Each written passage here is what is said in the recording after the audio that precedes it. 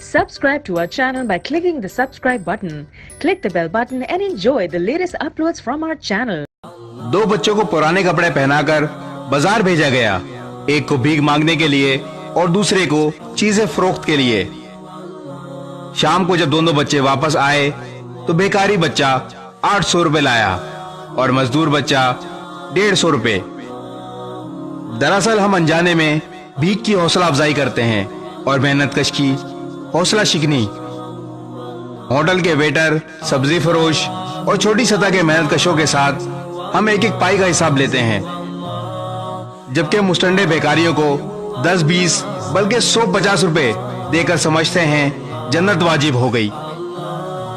मांगने वालों को सिर्फ खाना खिलाएं और मजदूर को इनके हक से ज्यादा दें। भीख देने से गदागरी खत्म नहीं हो सकती। आप अपने घर में एक बॉक्स बना लें और इसमें पैसा जमा करें। जब ज्यादा हो जाएं तो किसी भिखारी को छोटा सा कारोबार करवा दें। खैरात दें मगर मंसूबा बंदी और एहतियात के साथ। इस तरह दुनिया भी बदल सकती है और आखिरत भी।